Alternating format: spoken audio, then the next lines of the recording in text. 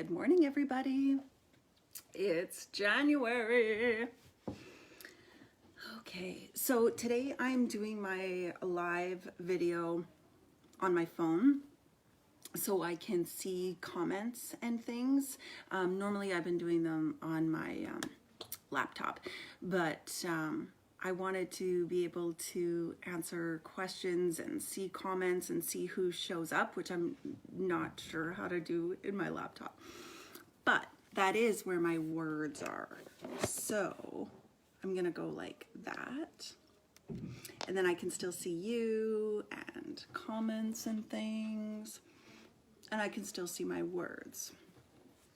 So forgive me while I get set up here. All right.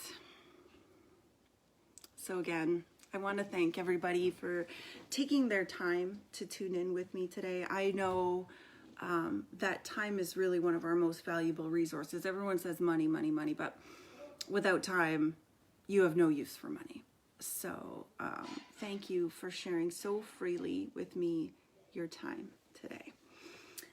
If you haven't had a chance to read the introductory email for today, I'm gonna kind of talk about what coaching is and isn't. I think a lot of people aren't 100% sure what coaching is or how it works or what it's all about, but because we're Canadian, we don't want to be like, what exactly is it that you do? So I kind of just want to explain that a little bit today. I send out an introductory email on Mondays. If you're not getting that, you can sign up for it at my website, www.oneselfcoaching.com, or on my Facebook page. I think there's like a pinned post at the top where you can join the community there. So I just wanted to start by saying that I have received an incredible amount of support with my career change, from going from a business owner operator to becoming a life coach and starting my coaching and seminar company. And I can't thank you guys enough for that, because you're the ones making the difference right now. If you're watching this, you're making a difference. And I sincerely, sincerely appreciate that. With the change of careers, though, I had some really nervous loved ones approach me with questions about what exactly a life coach does. It's kind of one of those, it's like Chandler from Friends. No one really knows what he does, right? And I want to clear that up for you today. So, I mean, I know what a life coach does because I did research on it almost 15 years ago, because I had a remarkable experience with a life coach myself and even considered joining the profession then. But when the time came for me to make a career change now, I knew that life coaching was the perfect fit for me because I love talking. I love having conversations with people, and not like thin small talk type conversations, but deep and hearty conversations about important things and things that matter to people. I'm insanely curious about people, and I really enjoy sharing in their awesome uniqueness. I love learning about other people's perspectives. And I also love helping people get through difficult situations and shine on the other side. I also know myself well enough to know that helping people with their future is better for my mental health than helping people recover from their past. Trauma is not easy to overcome, and there are professionals out there trained to help you with that. Coaches are not. So you're going to need a counselor, psychologist, psychiatrist, something like that. All these amazing modalities out there. So coincidentally or not, my coaching journey took place at the onset of the COVID-19 pandemic. And I have come to understand more clearly than ever that not everybody needs counseling, a psychiatrist or a psychologist, but many people really do need someone to talk with, someone to help them move through the present and into the future with confidence, and to be there for them during times of decision making and big change. Changes, even though the world has really sort of hunkered down, we're still having to make decisions about how to move forward in our world. And that's not easy when we're dealing with stuff we've never had to deal with before. So in my coaching career so far, I've helped people make major life decisions like going back to school after having children, create healthier relationships with their loved ones, find confidence in themselves to make profitable business changes, and help moms rediscover their authenticity after becoming moms. And that last one is my favorite topic because after becoming a mom myself, I felt really misled about how it was going to be. And I really wish that someone had told me the truth. Tell me what it's really going to be all about. And it was that process that really is how First World Mom was born, and how I decided who I wanted to help the most with my coaching business. Now, that's not to say I don't help other people, but that's where I feel like I can help the most. But how? You're probably still asking me, you still haven't told me how you do this, right? So let's dive into what a life coach is by talking about what a life coach isn't. Okay, so therapy or counseling. We already touched on this. Life coaching is not therapy or counseling.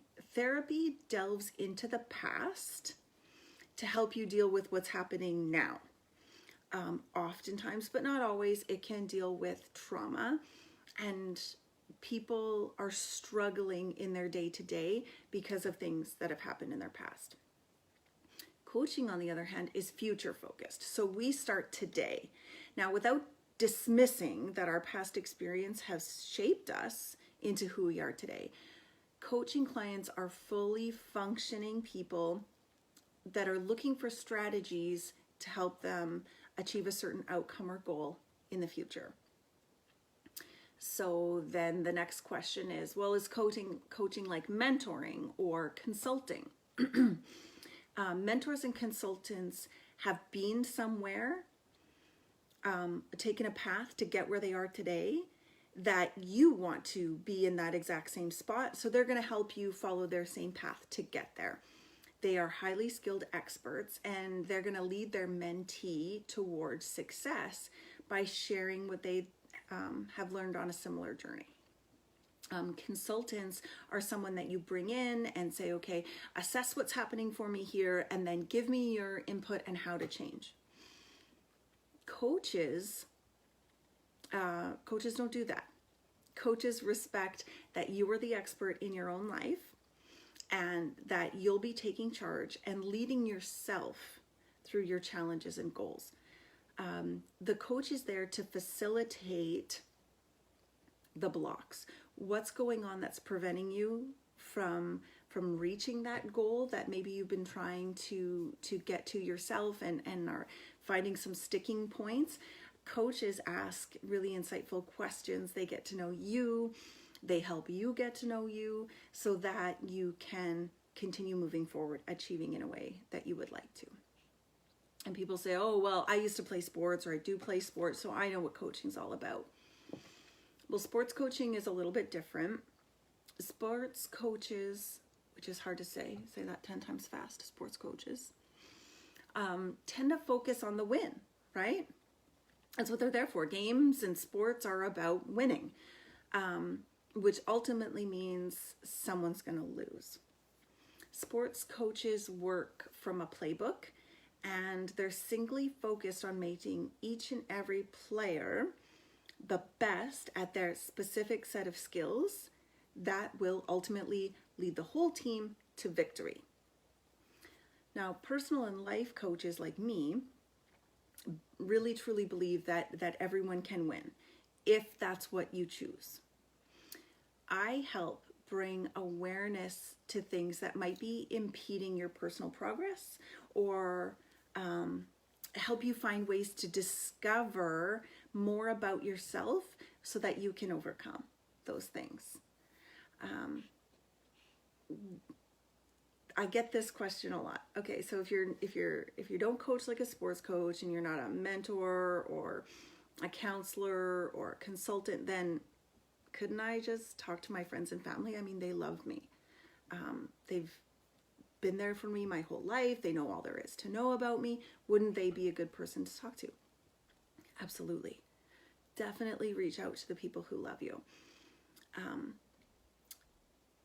Conversations can be fun and friendly and inviting, and they will be with me too.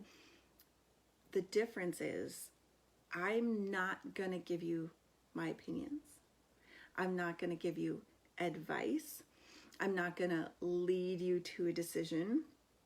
My own personal values and what I believe are right and wrong for me will not interfere with your goals and you achieving your goals. Oftentimes, the love of friends and family can be what impedes us from moving forward. They do have agendas. They do want to keep you safe. They want to keep you comfortable. They don't want you hurting. They don't want you taking risks that could backfire. And the advice and things that they might offer you are coming from a loving place, but they're not always going to be who helps you, the advice that gets you to be where you want to go. So every coaching conversation that we have has an outcome and a purpose.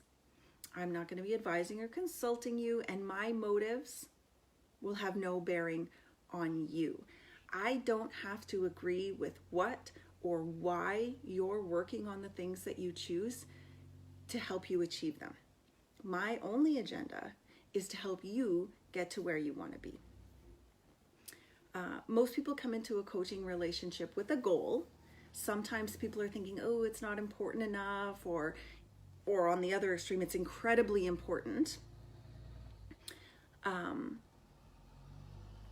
you can trust me when I say that anything and everything you want to work on is important enough and deserves your attention.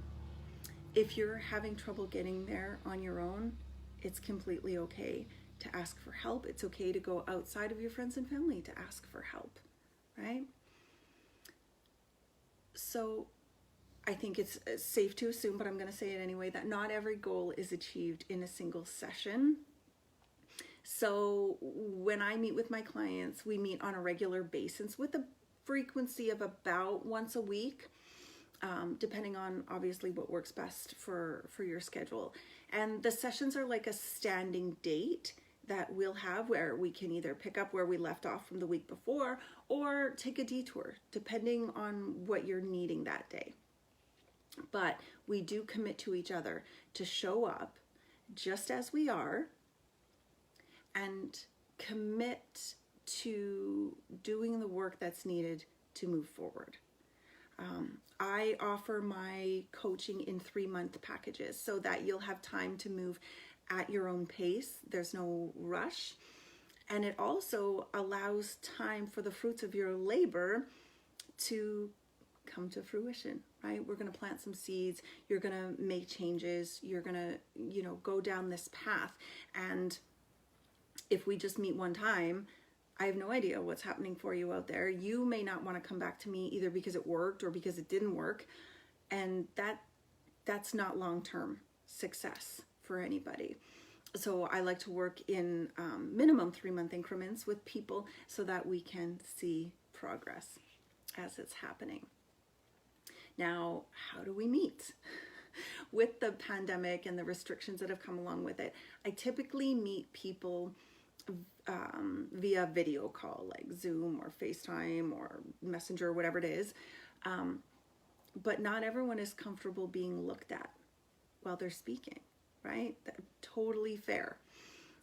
So it's completely fine if we just have a phone call conversation as well. I have clients who prefer that. I have one client out of the country and their Wi-Fi isn't that great where they are, so we just do phone calls as well too. So if and when the time comes that I'm able to meet my clients in person and the logistics allow for it, that really is my favorite way to coach, because I feel like then we can connect on yet another level. The type of coaching that I do is called core energy coaching. And it's based on the premise that the actions that we take in our lives are based on the amount and the level of energy that we're putting out there towards this certain thing. Now, I learned what I consider to be an incredible coaching technique at a school based in New York called IPEC, the Institute for Professional Excellence in Coaching.